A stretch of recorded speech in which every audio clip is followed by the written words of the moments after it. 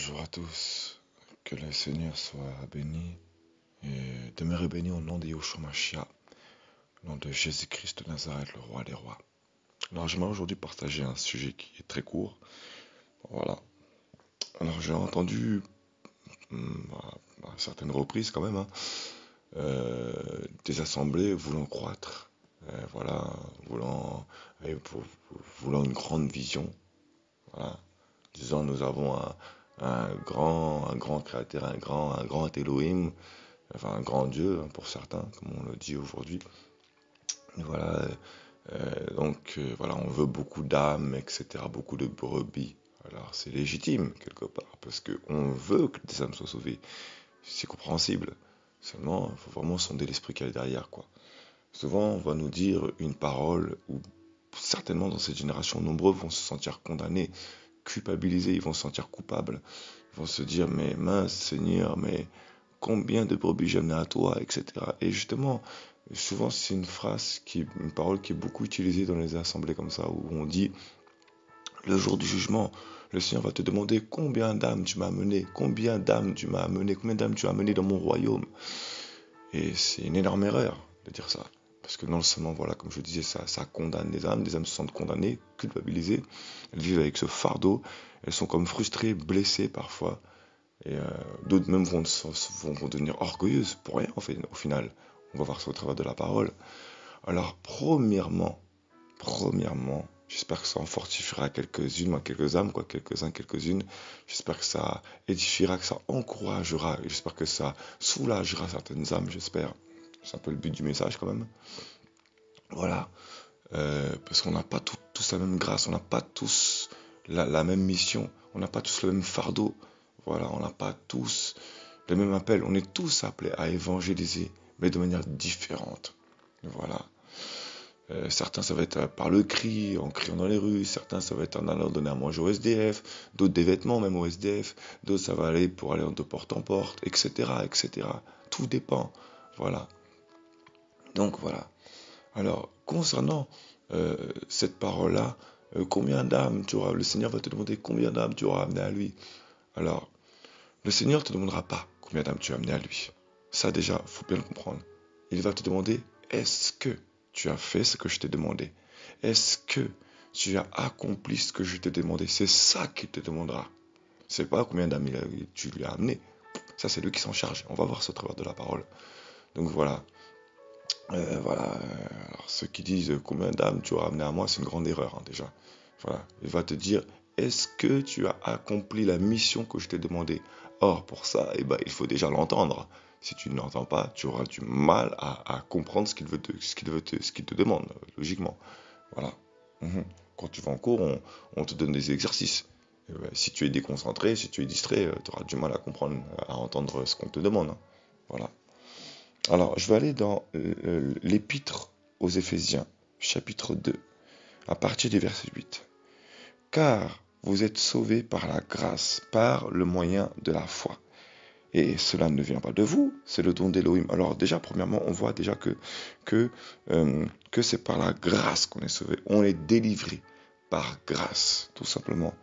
Par le moyen de la foi.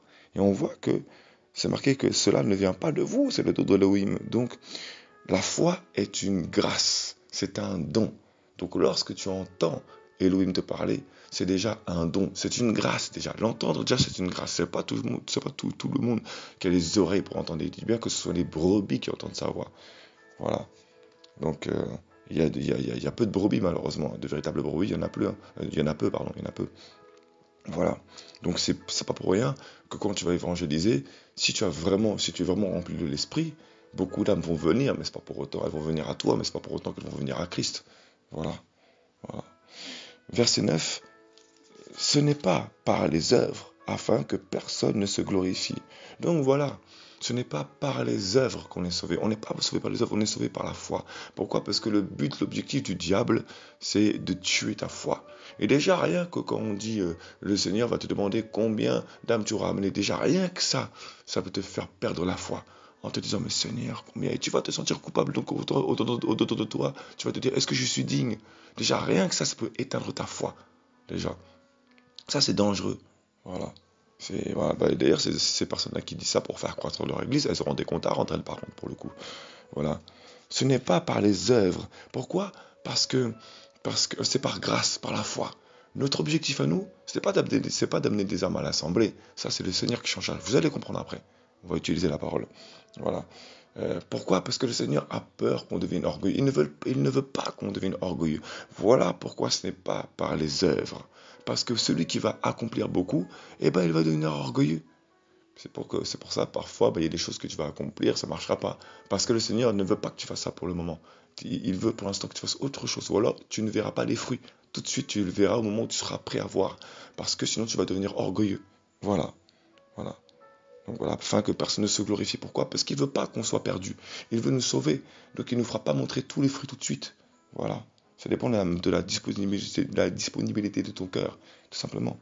Maintenant, on va aller dans l'évangile de Jean. Donc l'évangile de Yohanan, Jean, chapitre 10. Voilà. À partir du verset 14. Je suis le bon berger. Je connais les miens et les miens me connaissent.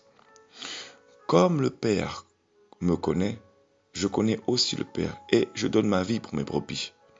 J'ai encore d'autres brebis qui ne sont pas de cette bergerie. Donc il parlait entre autres voilà, de la bergerie, de ceux qui étaient avec les apôtres, quoi, voilà, de leur temps. Voilà. Mais il fallait qu'elles soient appelées. Voilà, il fallait qu'elles entendent la voix. Voilà. Celle-ci, donc on est au verset 16, j'ai encore d'autres brebis qui ne sont pas de cette bergerie. Celle-là aussi, il faut que je les amène.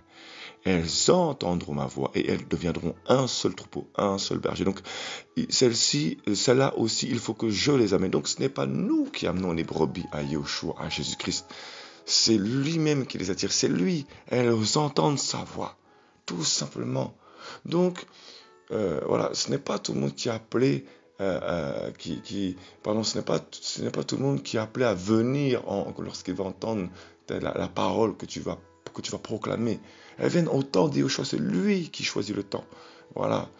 Et également, voilà, faut comprendre une chose, faut bien comprendre une chose, c'est que du temps de Yahushua, du temps messianique, du temps des apôtres, c'était très dangereux de proclamer que Jésus, Yahushua, était fait chair, il était l'Elohim fait chair pour nous donner la vie éternelle à cette époque-là. À cette époque-là, comment dire ça? C'était surtout au travers du comportement.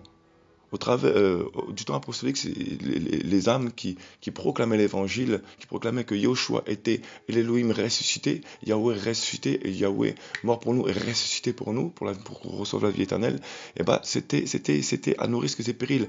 Beaucoup risquaient la mort. Voilà, tout simplement. C'était très dangereux.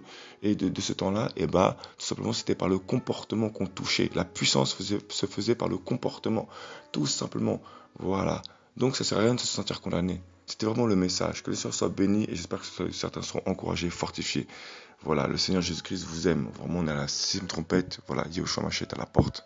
Alléluia. Gloire à Yahushua Mashiach, gloire à Jésus-Christ.